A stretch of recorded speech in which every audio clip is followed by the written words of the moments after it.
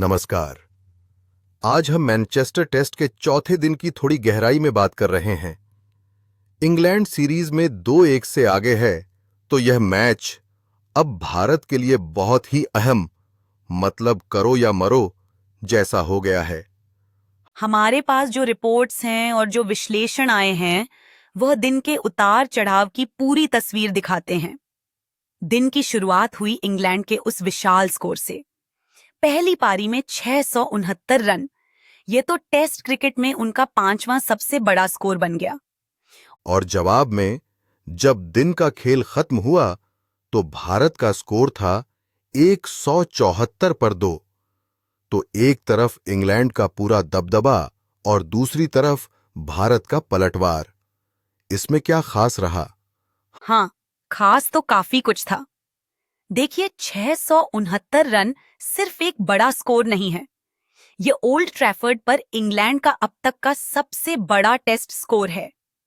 और यह मुमकिन हुआ बेन स्टोक्स, जिन्होंने 141 बनाए, और जो रूट के 150 रनों की बदौलत। और रूट तो इस पारी के साथ द्रविड़ और कैलिस जैसे दिग्गजों को पीछे छोड़कर टेस्ट क्रिकेट में दूसरे सबसे ज्यादा रन बनाने वाले बल्लेबाज भी बन गए। अच्छा, यह तो बड़ी उपलब्धि है। हाँ, दिखाता है कि कितने बड़े खिलाड़ी हैं और कितने दबाव में उन्होंने यह प्रदर्शन किया। और बेन स्टोक्स का क्या कहना? मतलब तीसरे दिन चोट लगी, बाहर गए, फिर वापस आकर शतक जमा दिया और पहली पारी में 5 विकेट भी लिए थे उन्होंने। बिल्कुल, ये तो एक बहुत ही असाधारण ऑलराउंड प्रदर्शन है। आपको इयान बॉथम याद आ जाते हैं। उनके इसी प्रदर्शन ने इंग्लैंड को वो 311 रनों की भारी बढ़त दिला दी। सोचिए, भारतीय गेंदबाजों ने लगभग 950 गेंदें फेंकी। हाँ, काफी मेहनत। हाँ, जडेजा ने 4 विकेट लिए। बुमराह और वॉशिंगटन सुंदर को भी 2-2 मिले। पर स्कोर इतना बड़ा बन गया कि उफ। सही कहा। फिर आई भारत की दूसरी पारी और यहां कहानी एकदम पलट गई। शुरुआत तो इतनी खराब हुई कि एक पल को लगा कि मैच आज ही नहीं पड़ जाएगा। हाँ, बिल्कुल। क्रिस वोक्स ने पहले ही ओवर में यशस्वी जायसवाल और साई सुदर्शन दोनों को 0 पर आउट कर दिया। स्कोरबोर्ड दिखा रहा था 0-2। ओहो, वोक्स का वह ओवर कमाल की गेंदबाजी थी। कोर्न का बहुत अच्छा इस्तेमाल किया। जायसवाल का कैच रूट ने लपका, सुदर्शन स्लिप में गए। वह तो हैट्रिक पर थे। हाँ, बिल्कुल। मैदान में जैसे एकदम पिन ड्रॉप साइलेंस हो गया था।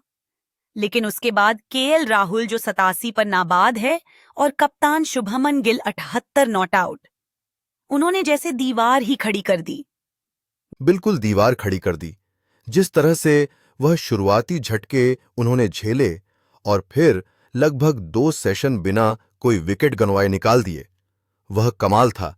174 रनों की साझेदारी, वह भी अटूट। राहुल ने तो इस सीरीज में 500 रन भी पार कर लिए। हाँ, और ये साझेदारी सिर्फ रन बनाने की नहीं थी। ये एक तरह से मानसिक जीत थी उस वक्त। पिच सपाट जरूर थी, लेकिन दबाव बहुत ज्यादा था। उन्होंने दिखाया कि अगर इरादा पक्का हो, तकनीक सही हो, तो ऐसी मुश्किल से निकला जा सकता है। हाँ।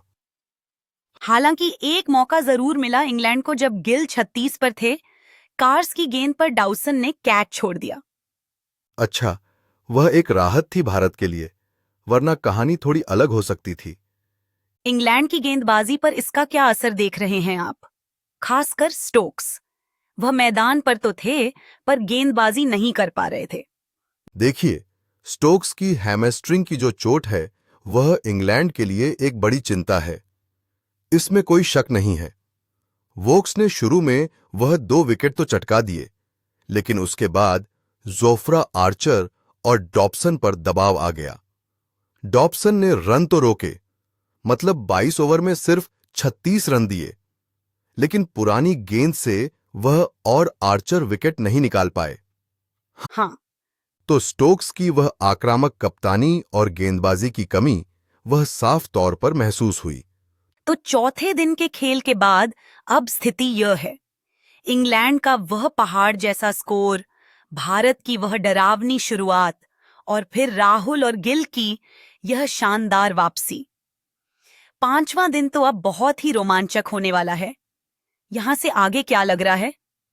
देखिए, भारत अभी भी 137 रन पीछे है, तो पहला लक्ष्य तो जाहिर है, मैच बचाना होगा। राहुल और गिल पर कल सुबह की शुरुआत बहुत निर्भर करेगी। उनके बाद फिर जडेजा हैं। पंत अगर फिट हुए तो वो भी।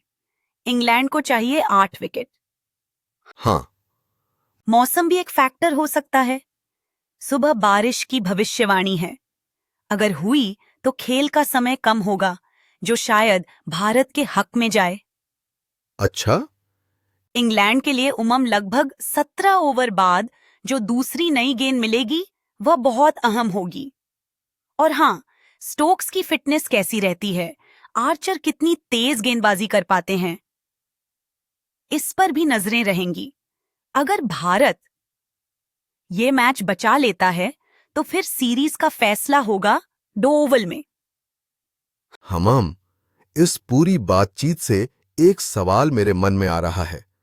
इंग्लैंड का इतना बड़ा स्कोर, फिर भारत की वह 0 पर 2 विकेट वाली शुरुआत, उसके बाद राहुल और गिल ने जिस तरह का संयम दिखाया, जिस तरह की रक्षात्मक रणनीति अपनाई, क्या यह मौजूदा दौर के जो आक्रामक टेस्ट क्रिकेट का चलन है, उसके सामने एक मजबूत जवाब है? खासकर तब जब मैच बचाने का दबाव हो, 5वें दिन की पिच हो और बारिश का साया भी मंडरा रहा हो। यह सोचने वाली बात है।